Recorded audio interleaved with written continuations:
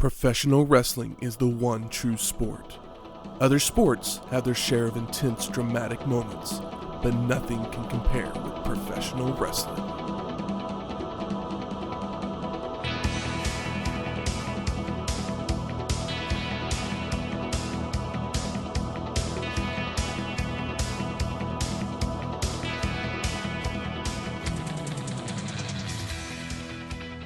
Welcome to Wrestling History X, where three friends come together to talk about the stories behind the matches. I'm Matt. I'm a medium-sized stinger. And I'm just rolling with the homies. Welcome to episode 159, Bash at the Beach, 1995. An event so hot? They had to put it on a beach. That's right, get those sandals, sunscreen. The zinc. Right. Zinc and Zubaz. That's my summer look. It's the Big spring old right floppy now. hat. Mm-hmm. That's a nice white bucket. The bikini, if you're that kind of person. If you're the kind of person who wears a bikini. Yeah. I mean, that's not for me, but hey. Nope. Nobody wants to see me in a bikini. I mean, the cameras made sure to find all the women in the bikinis in this crowd. And with all the help from the one with the googliest of eyes, Bobby the Brain Heenan. That's right. Like, don't forget, old Mean Gene's somewhere nearby. Oh yeah, Mean Gene's just like, you know how it's an outside set, so there's like the big like tarps that say like Bash at the Beach. He's just like peeking around when he's not on camera. This was the second annual Bash at the Beach produced by WCW. It would take place on July 16th, 1995, on the beach. Which beach? Huntington Beach, California. There you go. With an attendance of 9,500 people. But Tony keeps telling me that there's like the most people that have ever been in a wrestling show. There's 100,000 people. I think they took a 10-mile stretch of the beach on a Sunday and just assumed that everybody was there for the wrestling show. I thought it was very funny. But they're not. No, they're not. Perhaps they're here for another reason.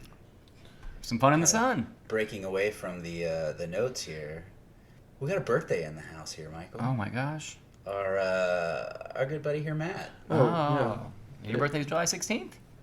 No, the week this episode comes out. Oh my gosh. All right. Yeah. Strike it from the record. we record these live.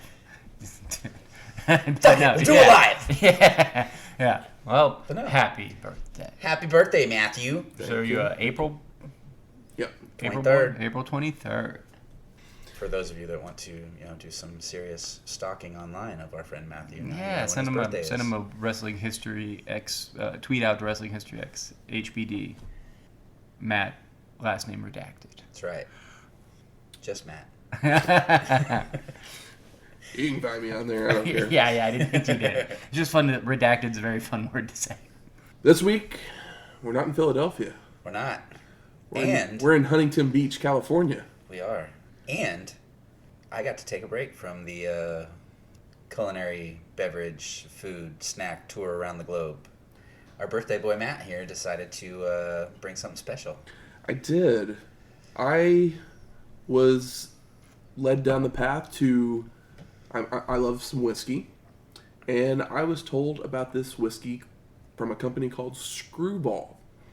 And they make a peanut butter whiskey out of the great state of California, just down the road from Huntington Beach in San Diego.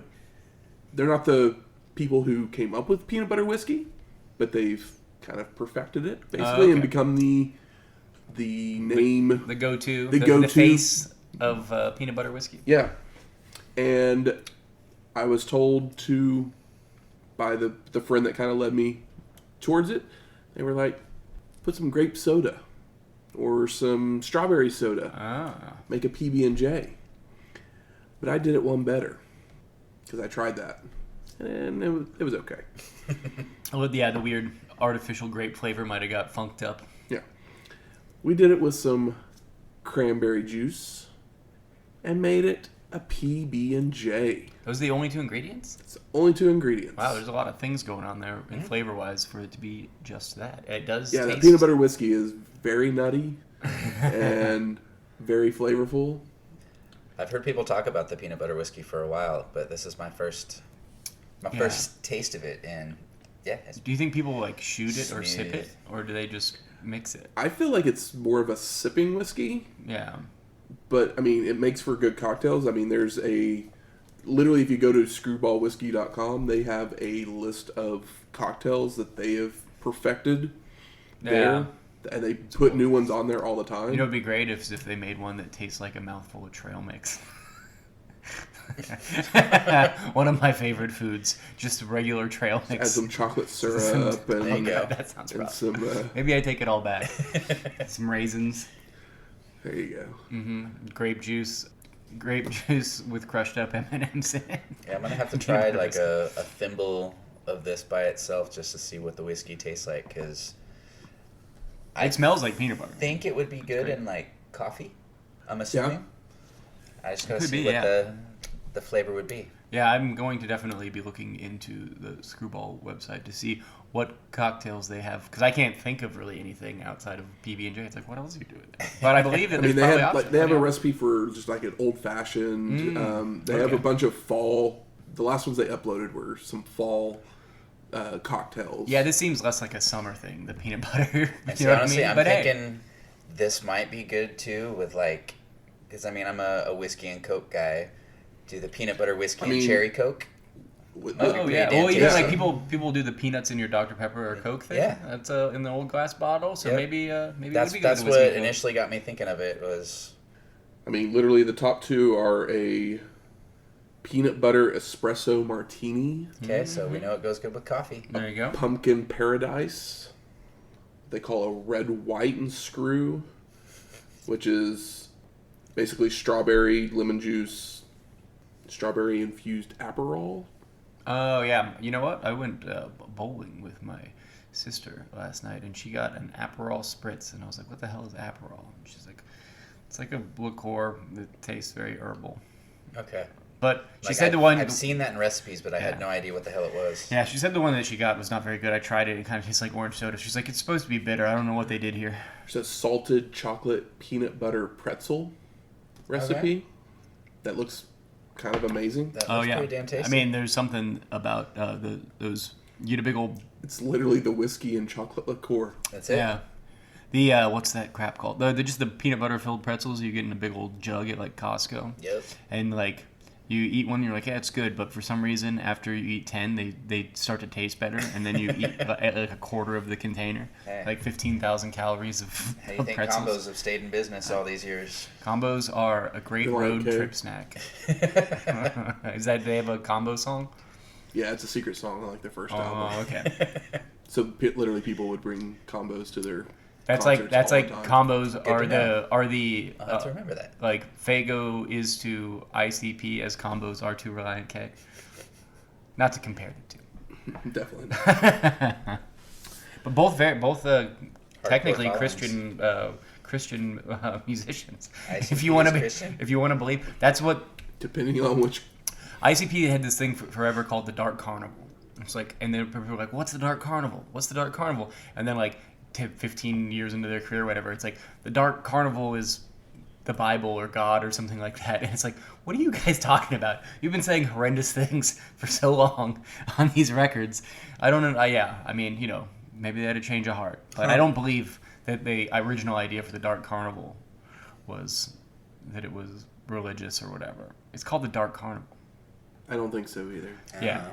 It's like that. You should have just kept the suitcase closed. Nobody wants to know what's in the suitcase in Pulp Fiction. We don't need to know what the Dark Carnival is. We spent too much time talking about the Dark Carnival. This is not an ECW show. The Dark Carnival of Wrestling. But something that did happen right around the same time as Bash at the Beach, the next weekend, Clueless would be released. As if.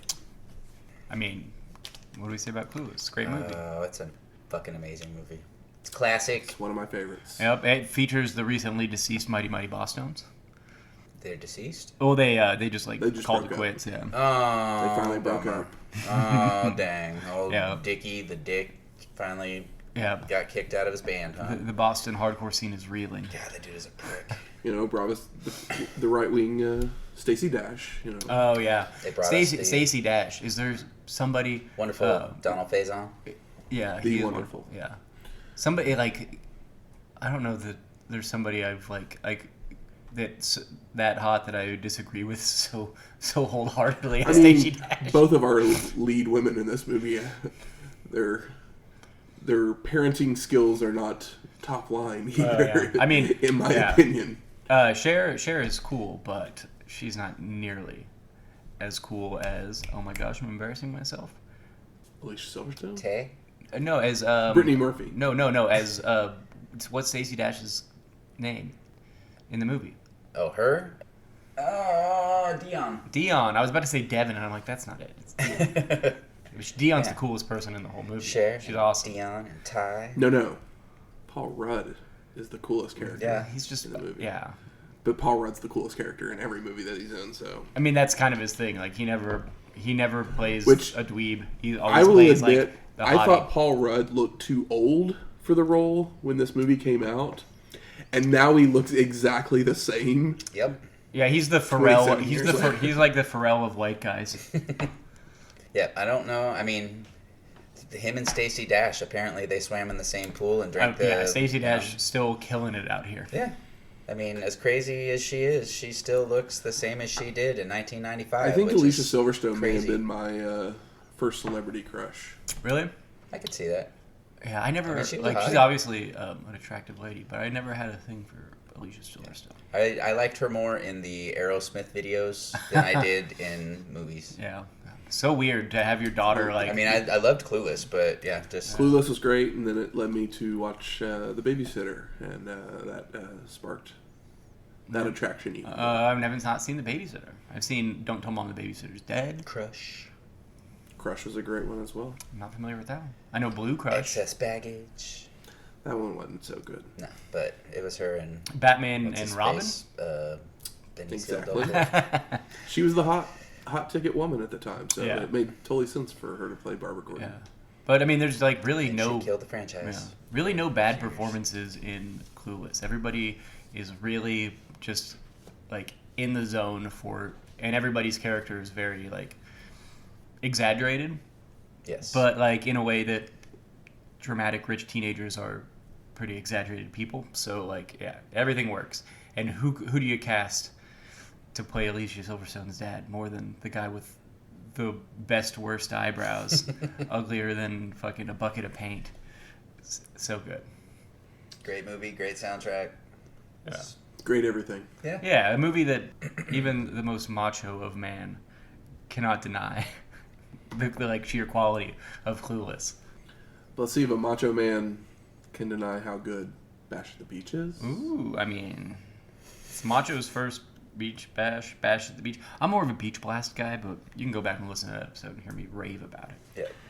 We get narration over match announcements along with a Slim Jim ad. Snap into a Slim Jim. Because Bash at the Beach is presented by Slim Jim. I know. Oh, yeah. It's a shame Macho's still not alive to continue his rap career and have a song called Slim Jim Money. Can you imagine how good that would be? Honestly, if someone out there is listening and they can do a really good Macho Man and they make beats, they should do a song in the voice of Macho Man called Slim Jim Money. It'd be very good. We see a helicopter shot of the ring and the thousands of fans surrounding it on the beach. Tony Schiavone then welcomes us to the show, and he's joined by Bobby the Brain Heenan on commentary. Oh, Bobby. Tony then sends us to a video package where we get narration over Meng highlights. How many? I swear we've seen a few different Meng highlight videos. Am I wrong? They're pushing Meng at the moment. I mean, I know. Yeah. Yeah. They totally should be, but They're really doing it. Yeah. with the highlight videos. I'm all for it. He's not Meng. He's Meng here, but He's like Haku. Yeah, he's Haku, and Haku is great. Haku is like better than a lot of people they've tried to push, and a lot of people they put in marquee matches. He should be in the ring and not standing next to Colonel Rob Parker on the outside. Yep. Because he still looks great, and he still looks threatening. But I did love the narration, so I have it here. Trained in 9 forms of martial arts, Meng is a master of disaster. Inside his mind, the focus is there. Discipline, tenacity, diligence. The fight will continue until the breathing stops. Termination. Victims are many, friends are few. Fear is widespread. Meng. Yeah. It's like it's like they're building him up for Hogan or something. My God. Building him up to be the next monster, or Hogan did fight the Butcher. I mean, true. Meng makes Jim Duggan and the Butcher look like Jim Duggan and the Butcher. we then go to Mean Gene, and he's with Sting in the back. And Sting says, Meng is dangerous, He's a bad dude. but the Stinger is crazy. I'm not going to be embarrassed in front of my family and friends. Because, he's from Cali. He's from Kentucky, I think. But he's Nebraska. lived in... Nebraska. No. Okay. I knew it was somewhere over there. Yeah, Hey, this is where him and the Dingo Warrior got their start. Damn right. Him and Renegade were working out on the beach here before they broke into wrestling. So we go to our first match. Meng with Colonel Robert Parker versus Sting for the WCW United States Heavyweight Championship. Bum, bum, bum. Sting, Meng. I love the camera work because early in the show there's just this total long-haired ginger dude with a backwards hat, just looks very nonplussed even though he's standing there doesn't know what wrestling is. And then when this match starts, they show a guy in an ECW shirt next to some lady who's in a bikini, but she has a Star of David necklace on, which just really caught me off guard. It's whatever, but it's just funny to wear your Star of David necklace to the beach. And I thought that was awesome. Look at me! Yeah, I love a crowd at a show that honestly kind of surprised that the crowd knew as much as they did, because I assume this was just a free show on the beach. So that's really important, because I expected them to not know anything and just react weirdly to everything that happened, but they are a pretty decent and involved crowd considering. Plus, you don't see anybody with a drink in their hand the whole show, and they're on the beach. I'm surprised nobody passed out. I would have been just chugging water, standing there hugged up on the beach next to all those people. Michael Buffer makes our announcements, so let's get ready to get tan. Oh. We get a feeling out process early on between the two men until Meng starts laying it in. At any time Sting gets a blow in, Meng just shakes it off. Meng is controlling the match with chokes and nerve holds before hitting a leaping leg drop for a 2 count. And this is where Tony tells us that there's a Baywatch production team. They're recording stuff for the show. As Hogan, Vader, Savage, Flair, and Kevin Sullivan would guest star on the Season 6, Episode 15 episode of Baywatch to promote this event. One of these things is not like the other. Kevin Sullivan. The only problem with using that to promote this event is that the episode wouldn't come out until the next February. Yeah, they didn't they thought that Total sense. the television was, they just made one episode at a time and didn't shoot seasons ahead of time. It's this is not wrestling. It's not a live. Baywatch isn't shot live, guys. Well, no, I mean, you'd figure a show that is famous for recording weeks worth of episode stuff would understand that a TV show records weeks worth of episodes In advance. before they air them, Yeah. or in this case, months. Yeah, it's television. The time doesn't matter. In wrestling, time matters. Why is Kevin Sullivan participating in Baywatch? Why is Das Wunderkind? Why isn't there a He's handful? the third biggest heel, while they had 3 faces and 3 heels. Das Wunderkind and David Hasselhoff tag team. There you go. Wouldn't that be great? Oh, come on, yeah. You get Alex Wright to save Obi out of the water, it'd be great. Yeah, you got the Is that his name? Obi? Hopi? Something like that? the beefy German, and then the You're asking me I've watched Baywatch. Never seen it. I mean, I've seen it. But I'd say you're missing out, it. but... You were never a Baywatch watch. Same with me. It's I caught random episodes, but I was never watching it regularly at any point in my life. I've seen random episodes, and The later ones... David Hasselhoff's character's name's Mitch. Yes. Score 1 point for me. You know what my favorite thing about Baywatch is? In middle The school... end song? No, in middle school I was obsessed The girls running? with this really disgusting TV show on FX called Son of the Beach. Oh, it was a great show. Yeah, great show, very foul, very disgusting, and I liked that show a lot. And it only exists because of Baywatch. Yep. Oh, that's great. I love that stupid show. I've made people watch that show and they're like, I don't want to be friends with you anymore. Have you seen where Son of the Beach and My Name is Earl crossover? No. Good stuff. I should check that out. I'm very intrigued. Meng keeps working over Sting with more chokes and chops until he misses a clothesline, allowing the Stinger to hit one of his own. But it just fires up Meng even more. We get a headbutt, Mongolian chops, and a body slam by Meng before coming off the second rope with a diving headbutt, only for Sting to move and apply the Scorpion Deathlock. But Colonel Parker jumps on the apron, so the Stinger releases the hold to deal with him, allowing Meng to kick him from behind, tossing Sting out to the floor. Bobby Heenan is totally on in this episode. He's very good. Maybe it's the sun just like feeding the rays of his brain like Superman, but he says that he sees a Baywatch girl wink at him. And Tony Schiavone says, well, she must have had sand in her eyes. And Bobby Heenan replies, both eyes. It's a double wink. You know what that means. And I'm like, oh my God, Bobby. Like, yeah. And then after that, I like made sure to pay attention to him because he was firing on all cylinders at that point. That's gold. Oh, Bobby.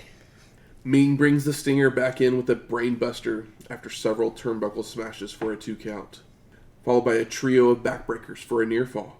Meng then starts working the back of Sting with stretches, but Sting fights out to go for a sunset flip, only for Meng to be in the ropes. The helicopter shots where you can see nothing.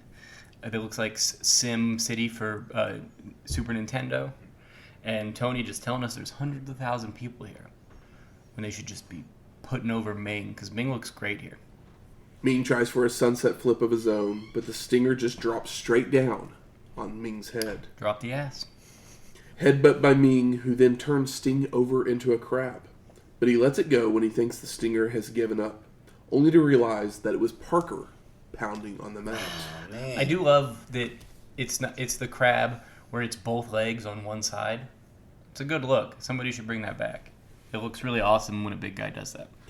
Meng attempts an elbow drop, but Sting moves and starts to fire up with a belly-to-belly suplex. Multiple clotheslines, a back body drop, and a chop block to the knee, followed by a Thez press for a 2 count. Love the Thez press. Love seeing Sting do a Thez press. Sting leaps up on Meng's shoulders to hit a Hurricanrana for a near fall. A bad Hurricanrana. Goes for an Irish whip that is reversed, so the Stinger leaps up onto the ropes, coming off with a crossbody for a 2 count. Sting then attempts the Stinger splash, but Meng gets a boot up to the face for the pin, and no! Sting gets a boot on the ropes. Meng hits a body slam and heads up top for a flying splash of his own, only for a near fall. Meng then attempts a thrust kick, but the Stinger ducks and rolls him up for the pin and the win. Post-match, Meng attacks Sting with kicks until he can roll out, which brings out Road Warrior Hawk to help the Stinger to safety. Yeah. A weird first match. We normally get the lighter guys, but this is really pretty well worked, and one of the more substantial like babyface Sting matches I feel like we've seen in a while. I thought this was very nice. Yep, I think with the beach setting, they needed to start off with some star power to grab people's attention. Agreed. Yeah. Sting, it's like, okay, well, we love Regal and like Das Wunderkind, and like we want to see that light heavyweight match, but it's like, oh no, we need Sting out here to take some heat. Look like he's gonna lose. Get the flash pin, like, you know. Yeah, set the hook to, you know, get the crowd on the edge of their seat for what's coming next. A classic babyface win. It's nice. So we go to the back, and Mean Gene's there with Jimmy Hart and the Renegade. Wah, wah. And Jimmy says the world is all talking about Renegade. And after this match, so will Mr. Wonderful. Yeah, I like, in my notes, I always write him as Rennie. Rennie? Yeah, I like that. he's Rennie. Renier? Yeah, Renier. Renegade actually does speak. He says, Hart has programmed me to TOS. Terminate on sight. Which is the movie he's starring in for TNT. I'm kidding, that's not true, but that would be very funny. It's very possible. Yeah. I would watch a movie called Terminator I've never on seen sight. him without his face paint, so he could very well be Terminator? a star. Oh, a star. He could be. He's beefy. So we go to our second match. Mr. Wonderful, Paul Orndorff, versus the Renegade with Jimmy Hart for the WCW World Television Championship. Oh, Mr. Wonderful, you deserve so much more than this match. We love him, but it's so nice that, like, it's like, well, who's going to actually be able to have a decent match with the Renegade? Paul Orndorff's probably the best you got, unless it's Arn Anderson. So it is what it is. I love that Tony says something about how wired and high-strung Renegade is, to where Bobby Heenan just says, wired like a cheap watch. And just, Bobby is really on. They must have threatened him for being drunk on mic those couple months ago. Because he's, if he either had the right amount of booze or none at all. Because he's killing it. He's feeling all free now that neck brace is gone. Oh, yeah. He's got the sun on his neck and his brain's bubbling. That's right. Renegade starts going for his flurry of running clotheslines to start, but Orndorff with a knee to the gut and the wobbly knee elbow drop slow him down. Mr. Wonderful starts yelling at Jimmy, which allows Renegade to recover and get a boot up on Orndorff when he comes off the top rope. Renegade with more clotheslines, including one that sends Wonderful out to the sand. And Renegade pulls Orndorff back into the ring by his hair before applying a headlock. Bum, bum. Did he sell it as well as Luna Vachon? Probably not. I don't think so. Doubtful. Wonderful escapes, only to be drop kicked out of the ring and out to the sand again, where Orndorff gets a great idea, Wonderful. grabbing a handful of that sand to throw into the Renegade's eyes. There you go. Wonderful. Back in the ring, Wonderful delivers a back suplex and a clothesline before raking the face and hitting several elbows. Orndorff with a drop kick before going for a pile driver, only for the Renegade to reverse into a back body drop, followed by a pair of terrible drop kicks. Ugh, it's terrible single legs. That make the Sandmans look good. The crowd is booing Renegade. Paul Orndorff was an attraction at sold out Madison Square Garden, like in the early '80s. People that like wrestling like Paul Orndorff. They like it when they call him Paula. They like to boo him. But you know what they like to boo more? Somebody that doesn't deserve to be in the ring with Paul Orndorff. Renegade hits a power slam, but instead of a cover, he just walks back and forth like he has no clue what he's doing. Checks out. Yep. But Wonderful does as he yanks Renegade out to the floor. Love that. Back in the ring, Renegade slips out of a suplex, delivers a back suplex for the pin, and the win. But did you notice? It was obvious that Orndorff's right shoulder was up at 2.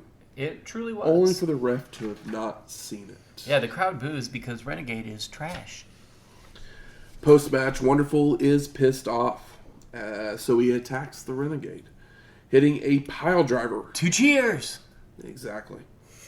But Renegade no-sells it, getting to his feet to deliver a flying body press off the ropes. And cue the boos. What if Renegade is actually Eric Watts, just like jacked up? Oh with my face paint? god. Eric Watts went away for 6 months and just got on like fucking anabolic steroids. He went on the Triple H diet.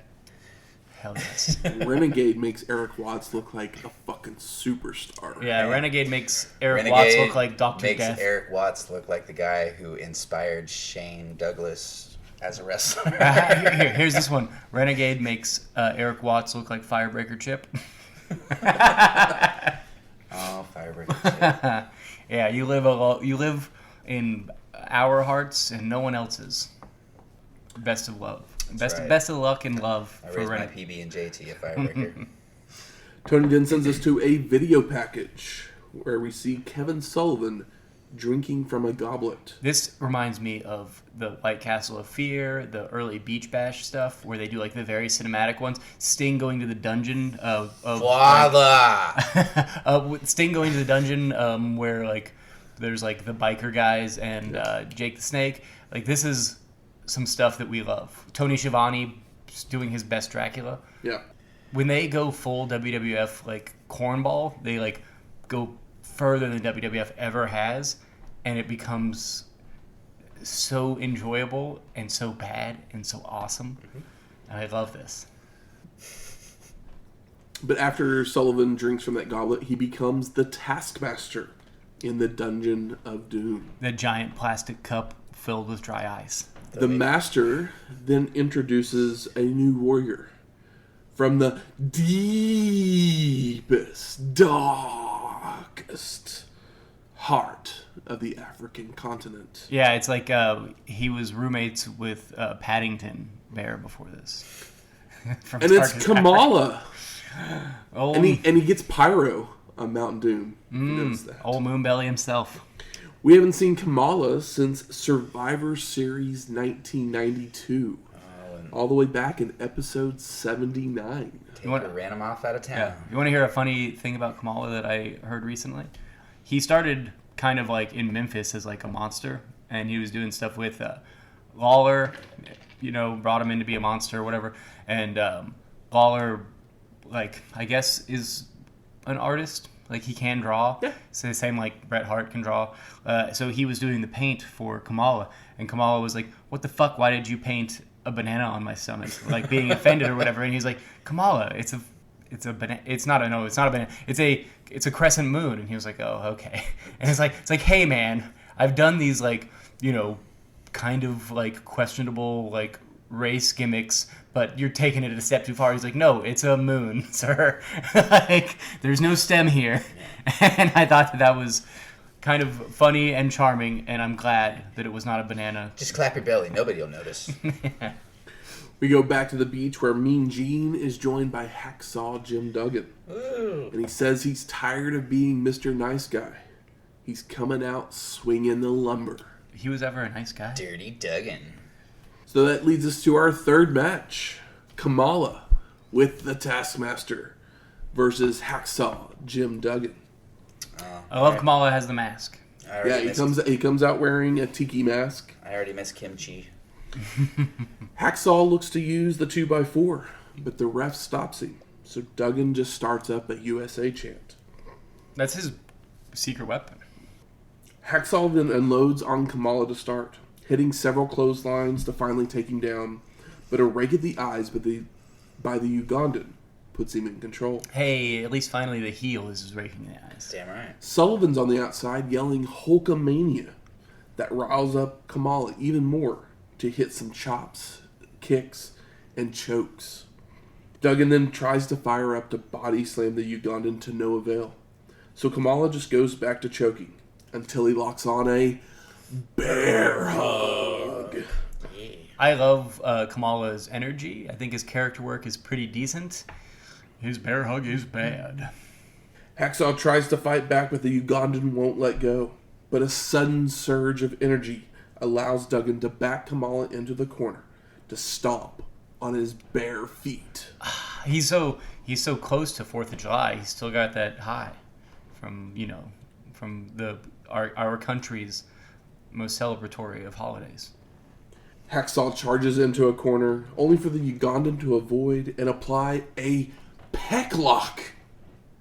Huh. It's not a trap hold. It's a peck lock. Is that where he is grabbing His boob. He's grabbing his titty, or I know on the show at one point there is like an armpit pinch. No, he's grabbing. Okay, this is just a titty hold. Save that for the next one. This is the pit lock. Yeah, this is how Bobby and Mean Gene are daydreaming about when they see the Baywatch ladies. Is the peck lock, to put it politely. Only for Duggan to escape by hitting Kamala in the ear. Hacksaw continues with a clothesline and a body slam to set up for the 3-point stance, when the Taskmaster jumps up to the apron, which distracts the ref. All of a sudden, the Zodiac runs into the ring with Kamala's mask, using it across the back of Duggan, allowing the Ugandan to make the cover for the pin and the win. It's nice to see Duggan take a pin. It's not nice to see the Butcher in zebra print. Oh yeah, the Zodiac. That's the Butcher. Are you sure it wasn't Honky Tonk Man? I think I figured it out. Okay. I think I figured it out. The It's Butcher like- is taller. Okay. His movements, though, it was like he was trying to mimic Luna. Oh Like, yeah. The way that he was running and walking and Yeah, doing his he's little- he's like, well, I gotta watch some tape if I'm gonna be crazy. I'm used to being boring. What if I tried to be crazy?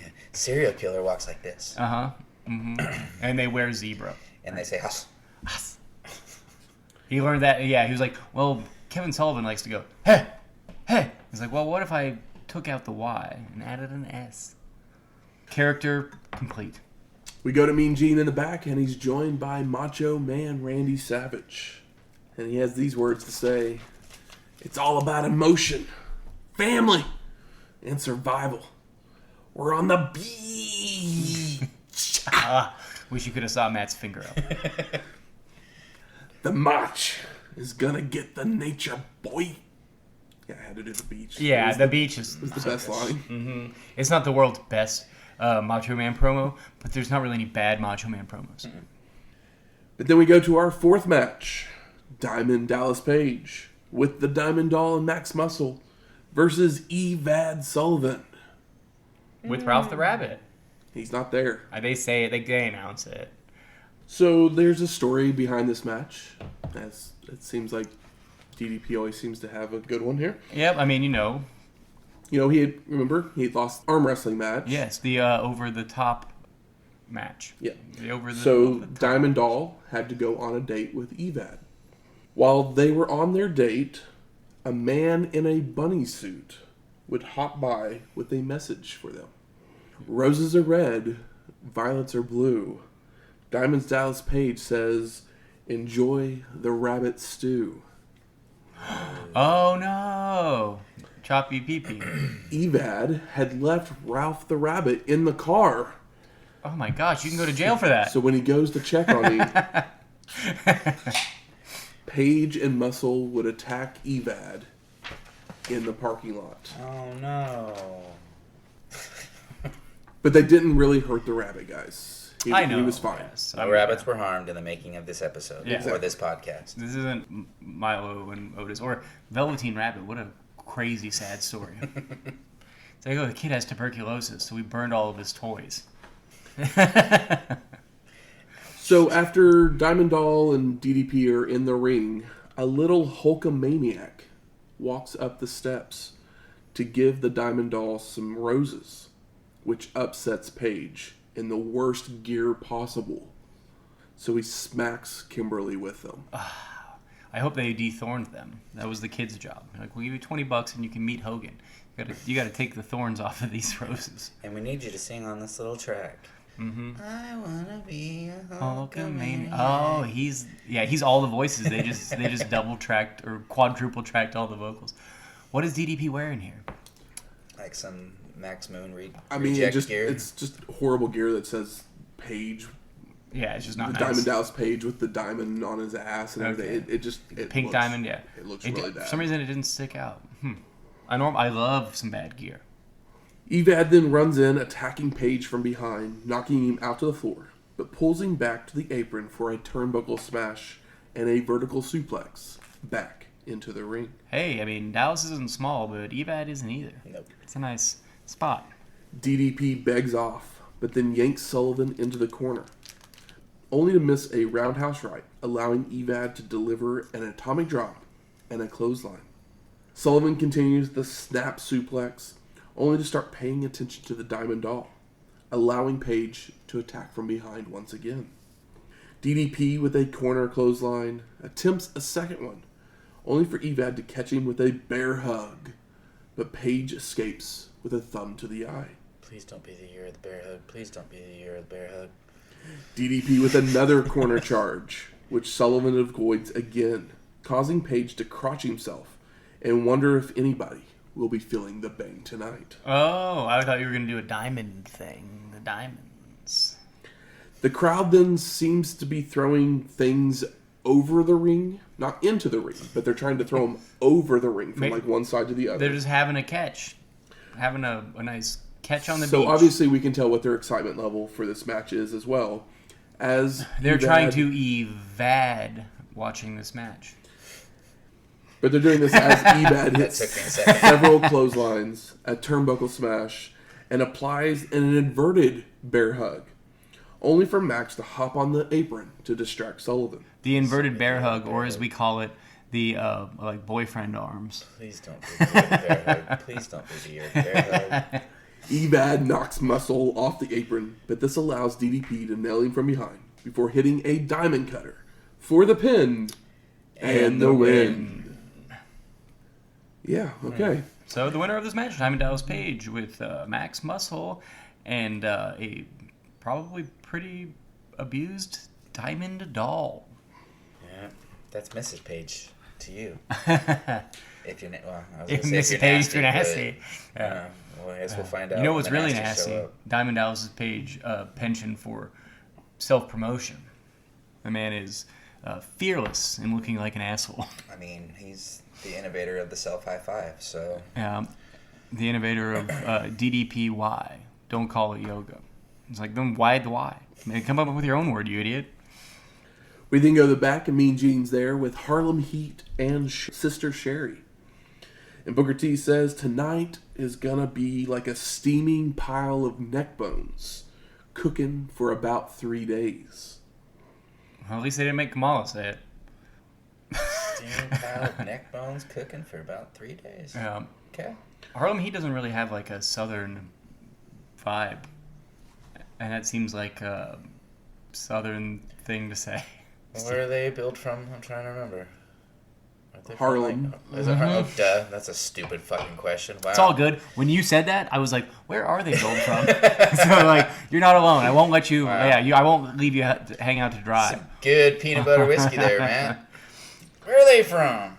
Okerlund says that Stevie Ray was standing on his foot. And Stevie responds with, "Your foot got in the way, just like the Nasty Boys have gotten in the way. Just like the Blue Buds have gotten in the way." I was just like, that's such a horrible setup just to say all that. It's a bad setup, but his delivery is okay considering that they normally don't. I've seen better wrestlers with worse mic skills than that particular delivery.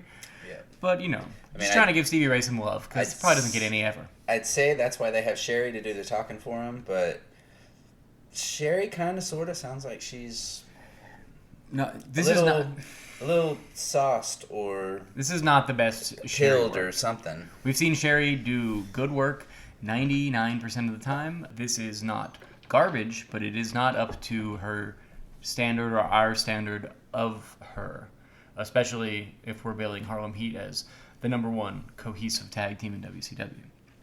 So we go to our fifth match.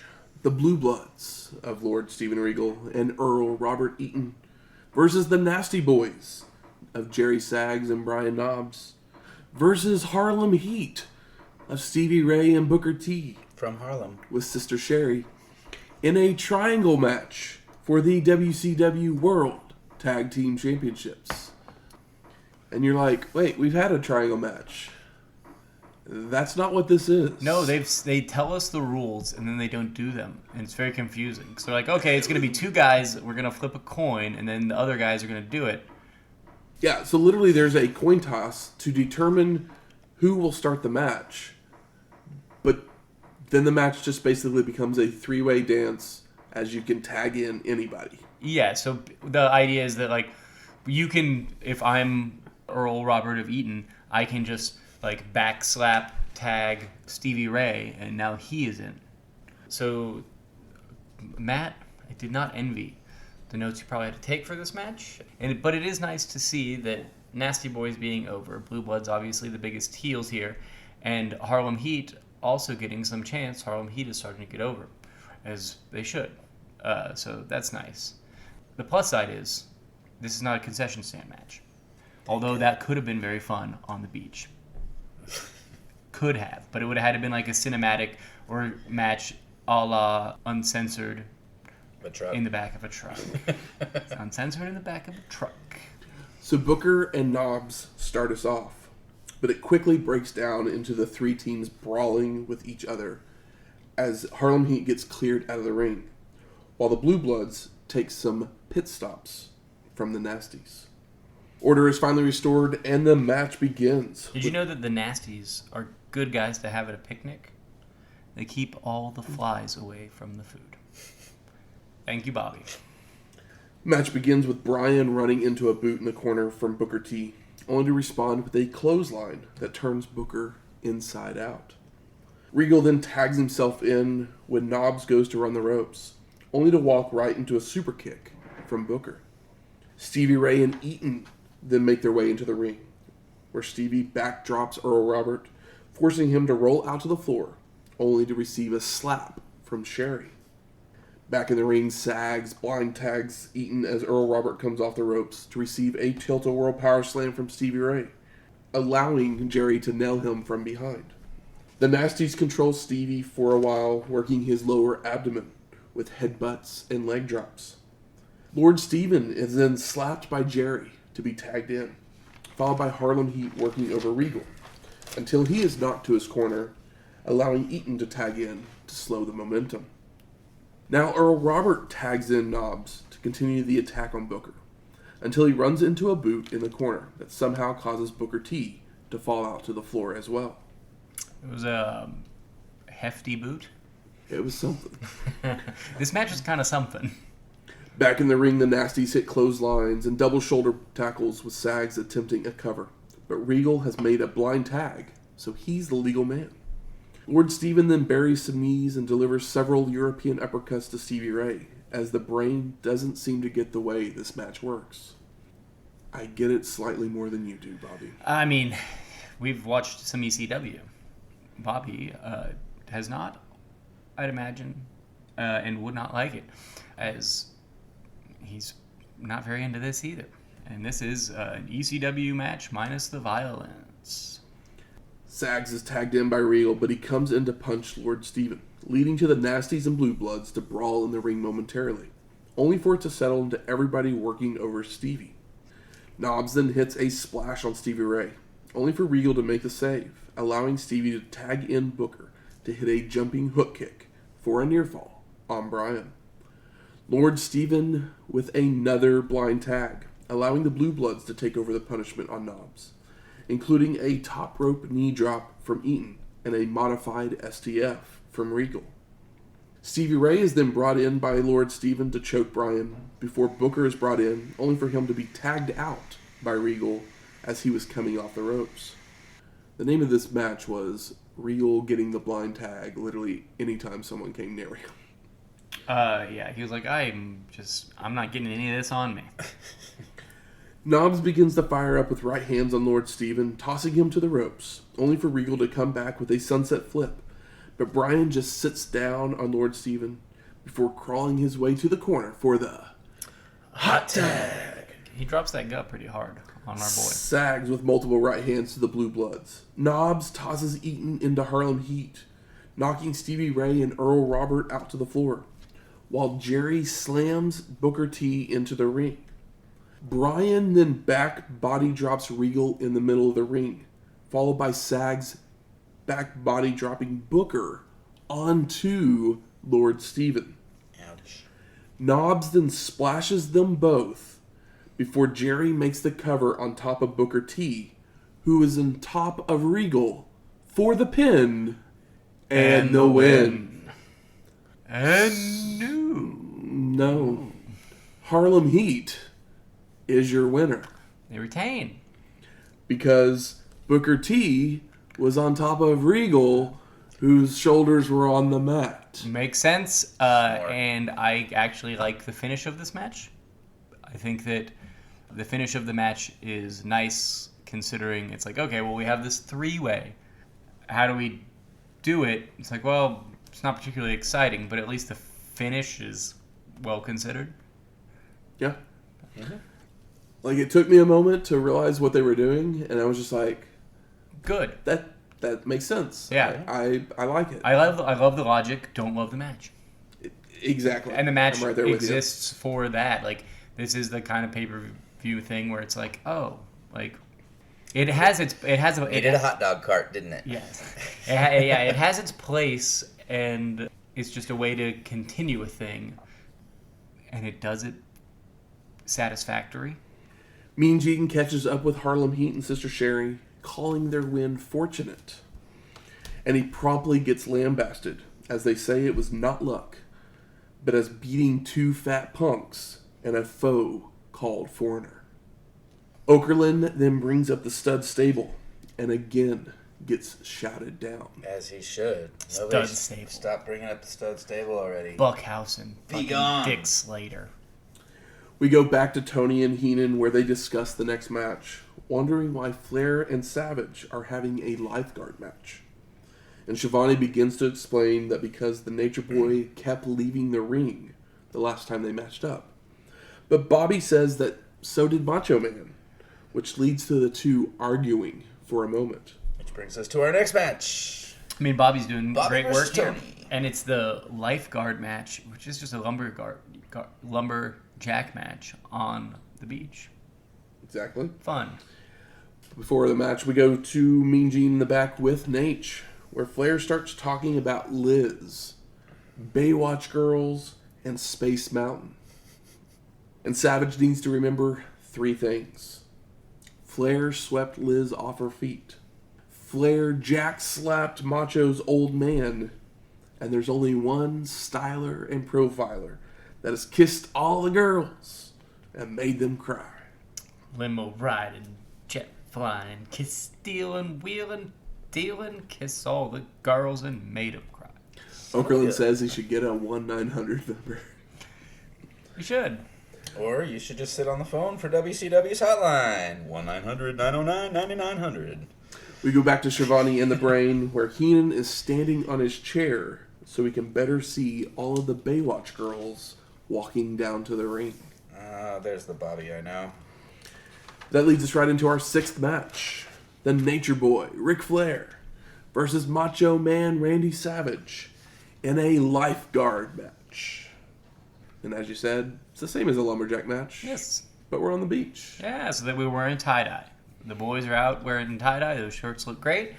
Randy's out in full Slim Jim gear. Is this the first time we've seen the full Slim Jim gear? Probably. Yeah. I mean, they are the proud sponsor of this pay-per-view. So. Yeah, snap into a beef stick.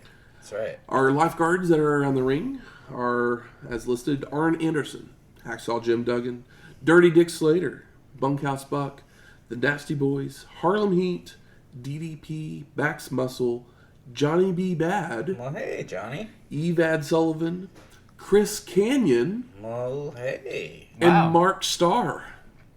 Who's Mark Starr? Good question. Okay, I know who Canyon is, and that's the other guy that is the least famous. Johnny B. Bad. Isn't it kind of a shame Johnny B. Bad's not on the show? When's the last time we saw him, Johnny B. Bad? Been too long. Exactly. I think that him sneaking a win over Duggan, no shade to Kamala, probably would have gone over better. People know Kamala, but Johnny B. Bad used to be our first match, like, crowd pleaser not too long ago. And I think that He's too pretty to be a warrior in the Dungeon of Doom, though. he is pretty beefy. Yeah. I mean, we probably could have ended up with Johnny B. Bad as the Zodiac. Oh my gosh, he doesn't deserve that, but I just want him to be on the show, so it is what it is. Yeah. Michael Buffer makes the announcements for this match as well, and I believe it marks the first time that we've ever seen him do announcements for a non-title match. It seems like he only ever does one match. He only ever does the title match at the end of the show, so it was crazy that he did it at the beginning, and then he was kind of crazy that he did it here, but, I mean, Michael Buffer, maybe they have that Slim Jim money. Yeah. And as Macho's walking down the aisle, we see Angelo Poffo in the crowd. Shirt off, just Hanging chilling. out. Yeah, He's hanging with his bros. yeah, and maybe some ladies. And after he leaves, Macho's throwing out Slim Jims out to the crowd. Mm-hmm. Flair and Savage start exchanging words inside the ring when Savage begins to hammer away, hitting a back body drop and several clotheslines, which end up sending Nate out to the floor on the heel side. So they just help him back into the ring. Good lifeguards. Savage with mounted punches in the corner, only for Flair to escape with an atomic drop and tossing Macho out to the lifeguards on the face side, which end up helping him back in. Yeah, I do like that Heenan and Schiavone are putting over that Flair's best bud, Arn, is on the outside, and you should keep an eye out for him. You gotta the lumberjack match. If you don't bring those guys in a little bit, then it's then, true. like, what's the point? It's a smart. He's got Arn on Flair's side. Who's Savage got? I guess just any face. Duggan. Savage catches the Nature Boy with a back elbow, delivers in turnbuckle smash, sending Nate to the corner for a Flair flip, causing him to land on the Nasty Boys. Uh-oh. Back in the ring, Nature Boy yanks Macho through the ropes and out to the sand before trying to bring him in the hard way. But Savage reverses, sending Nate out to the floor. Flair's rolled back in where he begs off, only to be whipped into a corner, bouncing out into a back body drop. But a rake of the eyes and a sleeper change the momentum. Macho escapes by running the Nature Boy into the corner, which causes a Flair flop. Did I say that wrong? Flair is first to his feet and begins delivering chops and clotheslines before tossing Savage out to the floor, where the heel lifeguards stomp away until he's rolled back into the ring. Nate climbs to the top rope, only for Macho to fall into the ropes, causing the Nature Boy to fall off, chin first, into Savage's head. Nate sells it. Like It any looked like good that wrestler. hurt really bad. Yeah, it was nasty. Macho with a clothesline and right hands before applying a sleeper, which Flair escapes with a shin breaker and begins to work the leg. Savage is firing up, smashing the Nature Boy's head into a turnbuckle, but then he runs into a big boot, followed by the figure four in the middle of the ring. Macho turns the submission over to finally break the hold, but Nate is up first to deliver a stalling suplex for a 2 count. Nature knows that Macho has the weight advantage, and he needs to get out of that as soon as he can. He's not going to roll back over. This is all hopped up on Slim Jims, man. Mm-hmm. Protein. Flair heads up top, but Savage catches him in the gut on his way down, followed by more mounted punches in the corner, which the Nature Boy tries to counter with another atomic drop, only for Macho to block and clothesline and punch Nate out to the floor. I love it when it's like, oh, you can't go back to the well. Nate decides he's had enough and he starts to head up the shoreline. But the lifeguards catch up with him, bringing him back to the ring, where Savage flies off the apron with a double axe handle, which brings Double A up to the apron to protest. Anderson's nailed, allowing Flair to recover and rake the eyes, but is then back body dropped over the ropes into the arms of the Nasty Boys. I feel like the Nasty Boys have almost taken more bumps here than they did in their actual match. In the arms of the Angels. While this is happening on the outside, Arn sneaks in to nail Macho with a DDT. So once the Nature Boy is back in the ring, he makes the cover for the pin, and no! Savage kicks out. Macho then counters a hip toss into a backslide for a 2 count, before running into a back elbow, allowing Nate to head up top, only to be press slammed off to the mat.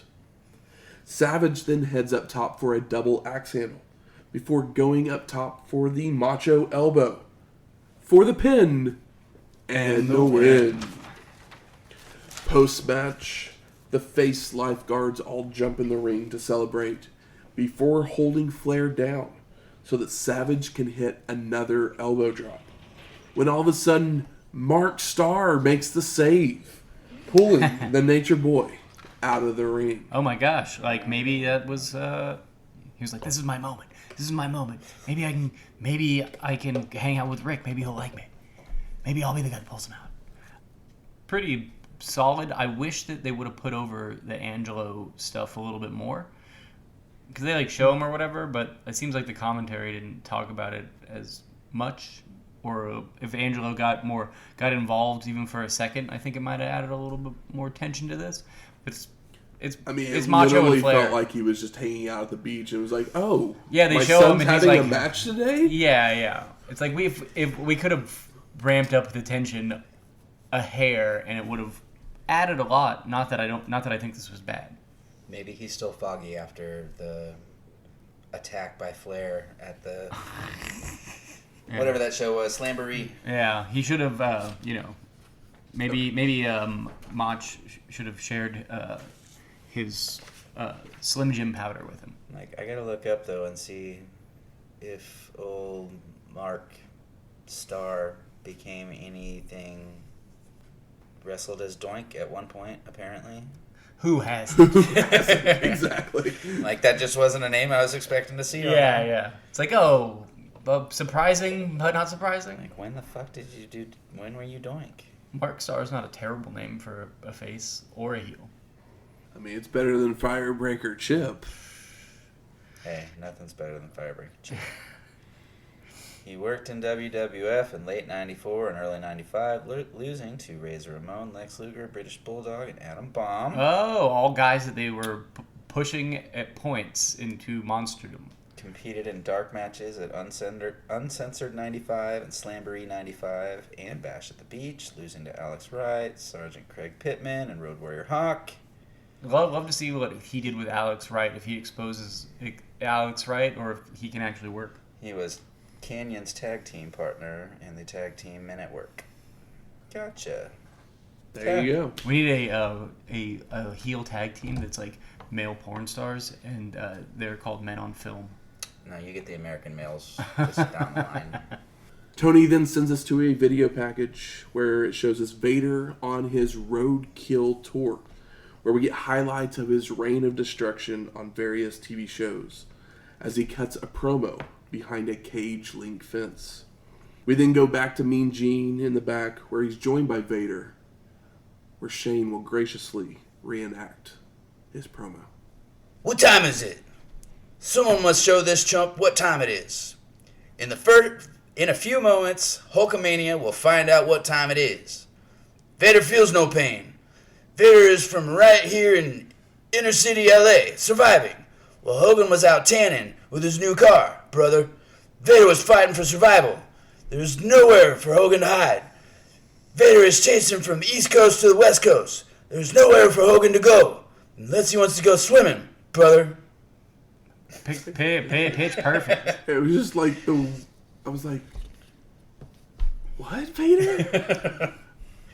Like, you've had so many good promos over, and it was just like, this is what you go with? Yeah, Leon's like, I'm out of ideas. Well, yeah. Where's Corny? Give me some pointers. Doesn't matter what I say, they're going to make me lose anyway, so... Blah, brother. Yeah. Go swimming, brother. Mm-hmm. We go back to Tony and Heenan, where they discuss the main event before talking about the next pay-per-view, Collision in Korea. I'm so excited for this one, guys. Which we're going to cover in 2 weeks. I didn't realize that there was video of it when I watched The Dark Side of the Ring. Not the greatest episode of Dark Side of the Ring. Maybe the best thing that happens in that is Scorpio Sky. Too Cold Scorpio looks like a complete idiot and asshole. But I'm excited that there's video of this because they show some clips here, and it looks like the opening of like the fucking Beijing Olympics. Or what was the Olympics? Pyeongchang.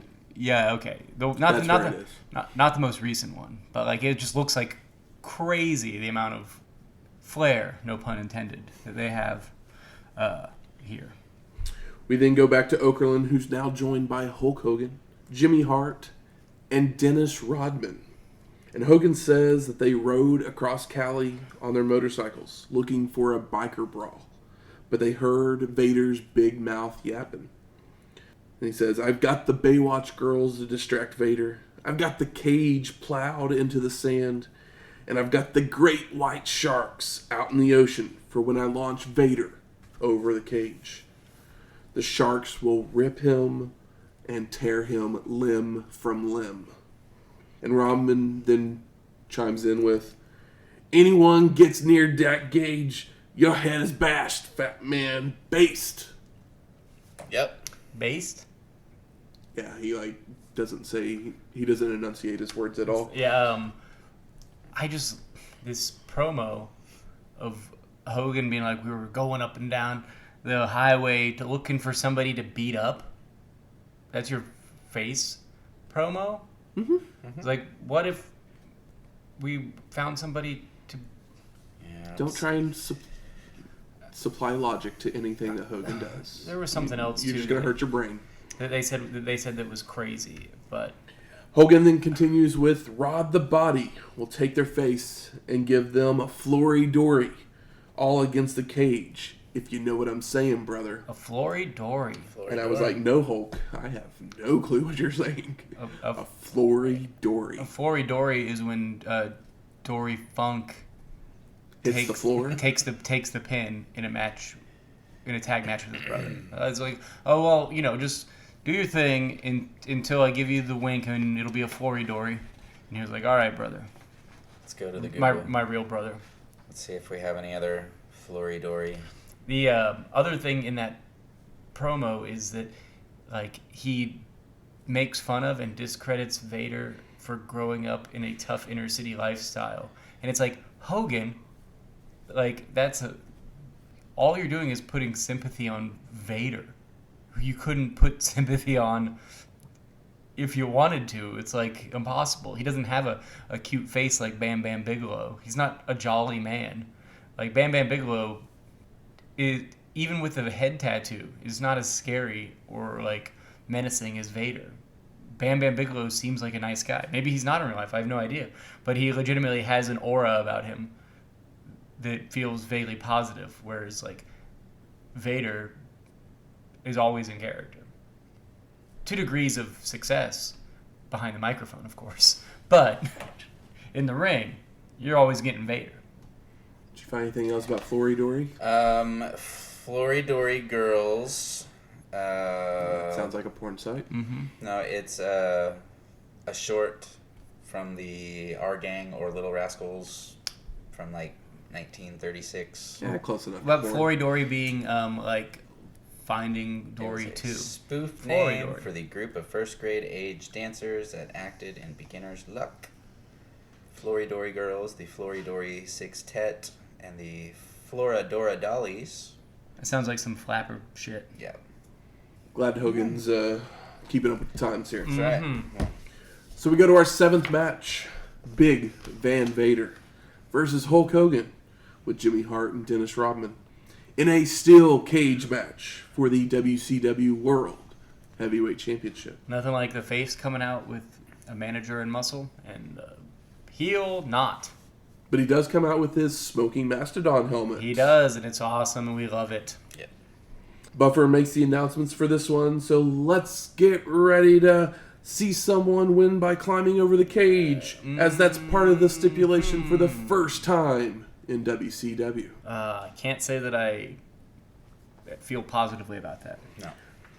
Hulk starts hammering away on Vader with mounted punches, clotheslines, even sending him into the cage several times, but can't ever get him off of his feet. Hogan attempts to smash Vader's head into the cage, only for it to be reversed, allowing the big man to take control with stiff shots in the corner, before smashing Hulk face first into his mastodon helmet, which is sitting on top of one of the corners. I love that Yeah.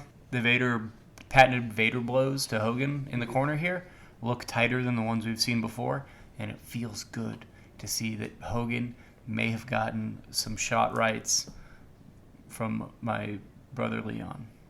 Vader tries a second smash into the helmet, but it's reversed, sending the big man into the helmet, knocking him down. Hogan then puts the mastodon helmet on, Motherfucker. I'm resting my head on the microphone in shame. mocking Vader Motherfucker. before headbutting the big man multiple times. With the mask. I can't believe that Vader allowed him to put the coolest mask that's ever been a part of wrestling on. I'm surprised that pretty boy Terry there was willing to put that mask on his head after the rumors about Vader. Oh, yeah. His hygiene. I've quoted it a million times, but as Bret Hart said, wrestling Vader was like wrestling a concrete truck full of vomit. Oh, we'll be there soon. Leon, if you were alive, we'd send you a case of Old Spice. Vader starts to fire up with an avalanche splash, followed by a pair of Vader bombs for a 2 count. The big man lawn darts the Hulkster into the cage before hitting a suplex without ever leaving his feet. So it was only Hogan taking the bump. Yeah, which is awesome. Something you see very often. I know, I love it. I love to see Hogan lawn dart. Love to see Hogan take the bump. Love to see, I guess, a drop suplex, maybe you would call it. It's because he doesn't go back down with him. Yeah. Vader then attempts to walk out the door, but Hogan stops him, sending the big man face first into the cage several times before attempting a body slam to no avail. Vader with headbutts and more stiff shots that lead to a snapmare before climbing up to the top rope for a senton, but Hulk moves out of the way. Hogan with right hands, clotheslines, and tries for another body slam, only for Vader to fall on top of him for a near fall. The big man grabs a chin lock, only for the Hulkster to elbow his way free, leading to the two men slugging it out, when Hogan hits a clothesline and finally body slams Vader. And there's Hogan chants and they upset me. But it hurts his back in the process. I mean, he got supleed, and now it's time to sell it back. The big man delivers a short arm clothesline and a flying splash for a 2 count. But it's Hulk up time. No, don't wave the finger. Vader sends Hogan into the cage, only for it to be no-sold. So Hulk starts running the big man back and forth into the cage. Big boot, but Vader doesn't go down. Still stays up. You know what I would love to see? Hogan wave the finger. Somebody grabs it. Snap it. That would be such a good spot. Hogan hits a second big boot that finally knocks Vader down. When all of a sudden the Taskmaster and Zodiac are running down the aisle. But Rodman scares them away with a chair. Oh my god. Zodiac So runs scared up of doing Rodman. his Luna run. I mean, Rodman's crazy, but is he that scary? You got 40 pounds on him easily. Did you hear the stuff he was saying before? Yeah. Yeah, it made absolutely no sense. Yeah, so who knows that's what pretty you do scary. out there. Yeah, I love that Tony Schiavone Tony Schiavone may have swapped Bobby to get on the sauce, as he calls the Hogan big boot, the big foot. Hulk then delivers a pair of leg drops and starts to climb the cage, only for Vader to meet him at the top where the two begin to brawl. The big man ends up slipping, falling back down to the mat, allowing Hogan to climb over and down to the floor to win the match. What a climactic ending. Schiavone says his goodbyes as the crowd starts to dispense, when all of a sudden, Ric Flair has run down to the ring. The Nature Boy starts yelling at Vader for losing, so the big man starts to choke him. Arn Anderson then runs in to make the save, but he gets scared away. The Nature Boy takes the distraction as a way to climb the cage and escape as well. And did you see how fast he climbed that cage? Yeah. He jumped and hurdled it pretty much. And as Vader is making his way to the back, he grabs a cameraman and tells he wants both Nate and Arn Anderson. Damn right he does. 2-on-1, I'll beat you. Tony and Heenan are discussing what just happened before saying his goodbyes once more before the credits roll. And this would be the last time we would see Vader in a WCW ring. That's such a shame, because I was about to say that as much as I dislike the finish of this match between Hogan and Vader, it should not end on a nutshot. It's just I know that Vader's trying to get a clean, a kind of a way out of the loss. It just is anticlimactic. I'm gonna give you a little fun note. Yeah. About Vader and Hogan. They faced off 4 times. Mm-hmm. Vader lost all 4 times, but he never took a pin. That's good. Vader doesn't deserve. Hogan doesn't deserve such a weird word, but Vader's got money to make elsewhere. Vader is as popular as Hogan, more popular than Hogan is now in Japan as a heel. So, like, he can't just be over here, even without the internet, he can't be over here just taking pins from Hogan and then it being put in wrestling magazines.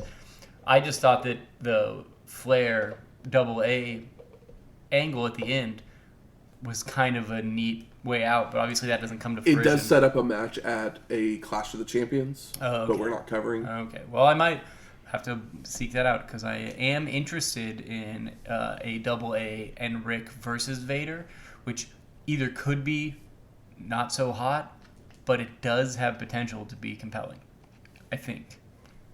So I ask you, gentlemen, what are your overall thoughts of Bash at the Beach 1995? A Bash at the Beach that might be front-loaded? Is Sting Meng the best match on the show? Well, I mean, and then Flair Macho. And Flair Macho doesn't have... It should have a little bit more vigor considering the angle that they don't really touch that much. Yeah. Weird show. That's my thought process on it. Yeah. Yeah, like Michael was saying, it started off hot with the Sting Ming showdown, and then it was the Hogan friend follies, and then it was the end. Yeah, well, I think just it didn't have. I mean, it was on a beach, and so that had helped make potential. Let me... I don't think bad is the right word for this show. It's uneventful. It's kind of mundane. Like, everything is there. It's whatever. It's not... Nothing's trash. Nothing is trash. Yeah. Like if you needed an example of meh from 1995, Bash at the Beach. This is kind of a like mediocre, like a like mid-tier Clash of the Champions on a beach. Yeah. Is that a good way to put it? I mean, I think we said that about their last one too. That some of these finishes that are on this show, like, they would probably bother me at other points, but we've seen them do much worse finishes. Yeah. So I'm just kind of like... This is kind of like... okay. This is kind of like net positive by association of like uncensored and things of that nature. And super brawls there. Or slamborees. Like... Kamala and Duggan doesn't really count as a match. I will say that I think Dallas and EVAD that Orndorff and Renegade is better than it should be, but Paul Orndorff always delivers.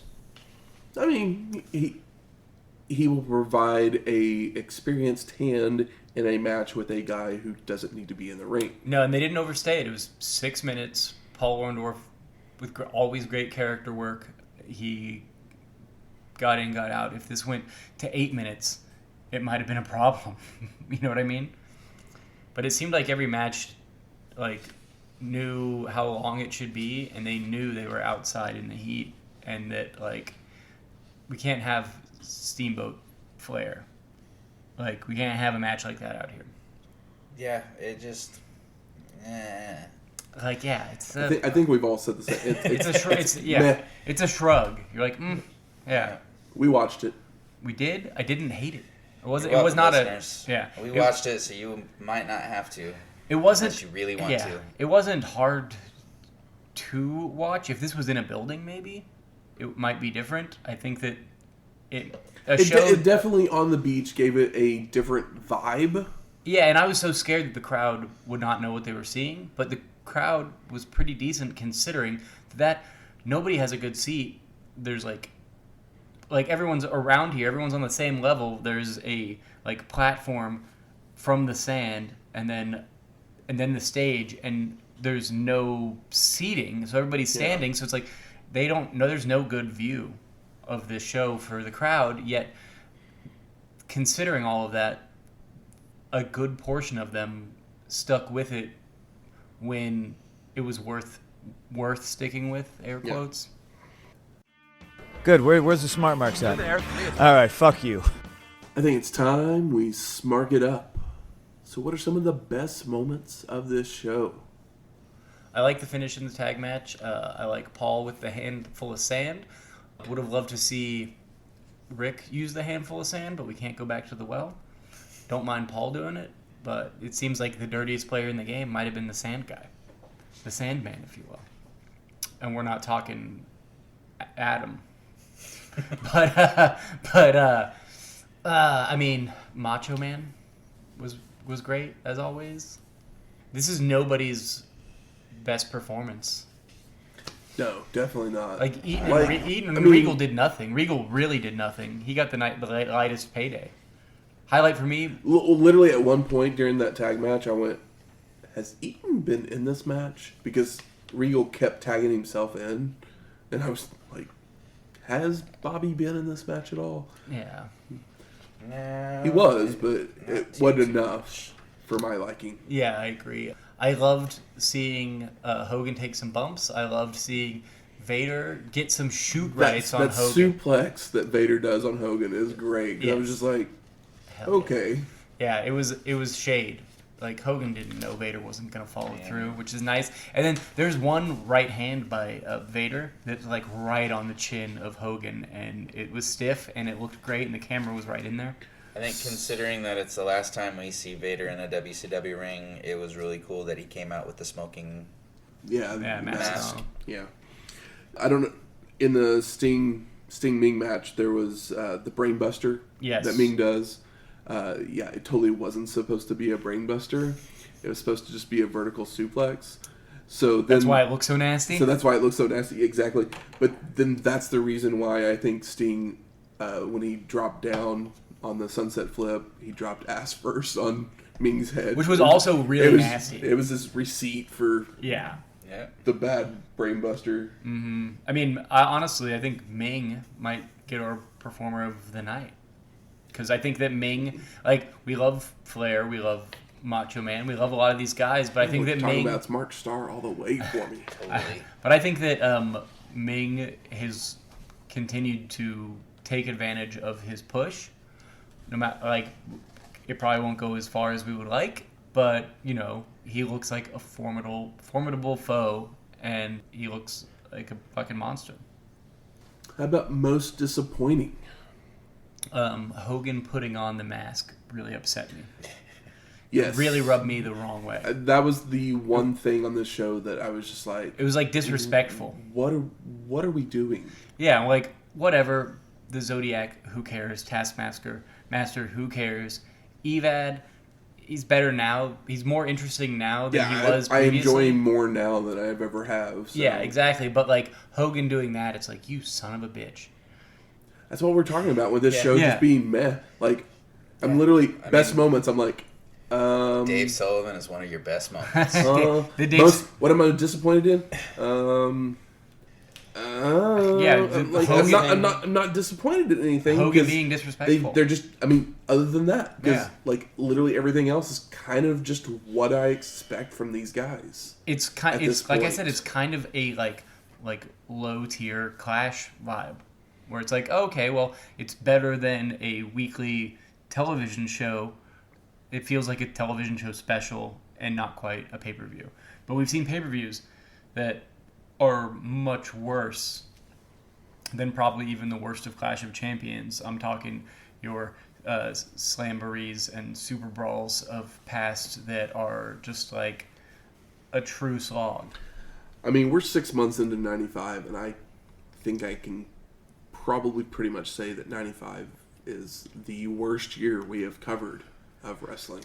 In the history of wrestling, 95 falls as one of the worst years. I will say it's wrestling. funny that the WWF stuff is pulling from like Mid-South and like Memphis style storylines and doing them pretty solid to like good, and there's interesting matches. We're getting excited about like Jarrett. We know Brett's always going to do well. Like there's more solid wrestling on the channel, on the other program than there is here, and it's kind of a weird swap. It's like, oh well, they're not doing as well as they were, but they're putting on better shows. No, I mean there's better solid programming on Punky Brewster, the animated series. There are singular guys that are carrying. make things interesting and worth watching. But overall, 95 in both companies. And I'll even include ECW at this point because, like we said last week, like we're kind of getting the same thing over and over again. It's different, so we'll give it that. Everybody's doing something different for sure. Like, They're it's not different but- until it's the same match that we saw the last week. Yeah. Exactly. Yeah, no shit. One thing that blew my mind was a Huntington Beach ECW t-shirt. Complete opposite coast. And there's ECW shirt on the beach over here. Huh. So, like, that means something. Tape trader galore. I know, it's kind of crazy. I found that pretty mind-blowing, I honestly. mean, we already said best performers. You said I was high on Meng. Yeah. Because Meng was, like, proving himself as if he should have to prove himself. But, like, he was in it more than the stars that we know. And see, I have to give it. I give it to him often, but Bobby was on. Bobby was Bobby again was my spirit definitely on. animal at this. Even right at the very end, where he took his headset off and threw it down. Mhm. I'm done with this. Yeah. Yes. How about most surprising? I was pretty surprised that Kamala was here. The crowd was the surprising part for me. Yeah, good point. Because I was talking about how I was very nervous that it wouldn't be a wrestling crowd, but considering there was obviously no good seat in the house, they were pretty invested for things that didn't really warrant investment. Yeah. Surprising also, no Pam. No We're doing Baywatch, no Pam, no Oh yeah, they Hacksaw. brought Baywatch girls came out and it was none of the main cast at it was all. like Yeah. background. Yeah, it's like I was trying to look to see if for them. or any. They can't get them with Slim Jim money. No. Nah. Most surprising that there wasn't really many or any surprise. I mean, I know Yeah, Kamala like- was a surprise, but No Angelo spot in the Really? match. There should have been an Angelo Poffo spot. Somebody should have like slapped him. Arn Anderson maybe should have turned around and like just like hit him to make Macho Man like hit him while he Macho Man's say Ric Flair is Macho Man in a sleeper. He's facing the same direction that his father is on the ring. Arn looks up at Macho Man, But slaps Papa Angelo. wasn't at ringside. He was in the crowd. I know It that's a didn't problem, but matter. like, what a spot where like Macho Man like freaks out and then like he gets too emotional and takes the loss because of it or something like that. Like something that just kind of puts the angles because we know why the lumberjacks are there, but outside of Angelo with his shirt off and sunglasses on, like sandwiched like fucking 10 people back in the crowd, it's all we really get. But that's just kind of That's a really all nitpicky you thing need. where it's like, I didn't really feel like you needed any more of that. no, probably not. But it's kind of one of those things where like maybe anything might help. most surprising that I actually said on a microphone, "Where is Harlem Heat from?" Yes, I mean like I said, I'm with you when you said like, oh yeah, where are they built from? And I was like, where are they built from? And then Matt made us look like fools. But hey, maybe it was the peanut butter whiskey speaking. Yeah. And now for a look back even further into the history of wrestling. The dusty finish. Big Van Vader had held the IWGP Heavyweight Championship for almost 2 months when Tatsumi Fujinami would demand a rematch for the title he lost. The two men would match up at Big Fight Series 1991 in Hiroshima, Japan on March 4th. Fujinami would be victorious to claim the championship to become the first 4-time champion in the history of the belt. A few weeks later, World Championship Wrestling would make their way to Japan for the WCW New Japan Pro Wrestling Super Show, bringing the NWA's World Heavyweight Champion, the Nature Boy, Ric Flair, in for a title versus title match. The two men would be back and forth, each working limbs throughout the match. The match would head outside the ring where Flair would send Tatsumi into the railing to take control of the match, continuing the attack inside the ring with suplexes and neck breakers, until the Nature Boy would be press slammed off a top rope to stop the momentum. Fujinami would dropkick Nate out to the floor and run him into a guardrail, busting Flair open. Back inside the ring, Tatsumi would keep up the punishment with lariats, enziguris, and a dreaded tree of woe. The Nature Boy would roll to the outside to regroup, but Fujinami was hot on his tracks, only for Flair to accidentally knock the ref down as he was charging at Tatsumi. Fujinami would make several pin attempts, but each time there was no count, as Bill Alfonso was still out. Flair would charge at Tatsumi, only to be back body dropped over the ropes, while another ref was attempting to help Alfonso to his feet. Fujinami would bring the Nature Boy back into the ring with a vertical suplex, making a cover, with his second ref, Tiger Hattori, rolling in to make the count for the pin, making Tatsumi Fujinami the 41st NWA World's Heavyweight Champion. As the two companies would present the match result in different ways, it would only make sense for Fujinami to make his way to America for a rematch in the very near future. Bum, bum, bum. Fuji Flair sequel. I'm going to say trilogy. It's like, oh, I don't know. It's not a trilogy. No trilogy on this. There's no trilogy here. I vaguely remember these things. Fujinami and Flair rocking the deuce. Next week, In Your House 2. It's in Nashville, Tennessee, so, I mean, Shane's got some options, and we will probably see, like a Jeff Jarrett match. There's a good chance. There's a pretty strong chance. Maybe Sparky Plug will get a singles match that we can bite in, that we can chew on, because we've seen in singles matches that wasn't a lot to chew. They were Sparky. Music from this week's show is Mega Wave by Christian LaRoe and Daniel Darris. And Hogan won our main event, so we play American Made by Jimmy Hart. American Made. American Made. Hogan's two theme songs, very good. Yeah, but the problem is you can play them right on top of each other, and they play together perfectly without any issue. Yeah, and the second one's And I still don't not like as good. that. Still not as good. Who do you think you are, Wizard of Oz and Pink Floyd. No. If you like this episode or any of our other ones, please go out there, rate and review us on iTunes, Stitcher, Google Play, or wherever you find your podcasts at. If you have any questions, comments, concerns, Recipes. We're going to Nashville next week, so send me some Nashville ideas. Maybe Bash at the Beach 95 is your favorite show of all time. I'd love to hear If that. so, don't send me any recipe No. ideas, because your recipes are probably going to be meh. no, we want to hear from you. We love hearing differing opinions. You know Yes. what? You know what the meal based on this show is? It's the sandy dog. It's when you get a hot dog from a hot dog stand, you drop it in the sand, eat it anyway. I hope that's what a sandy dog is. I have a feeling it's something way worse. Yeah, I don't want to know. Don't Urban Dictionary sandy Yeah. dog. If you know what a sandy dog is, tweet us that. Yeah, sure. We'd love to hear. You can Yeah, no email us photos. at wrestlinghistoryx@gmail.com or find us on Twitter at WrestlingHistoX. That's Wrestling HISTOX. We'll talk to you next week. Later. Fuck you, Terry.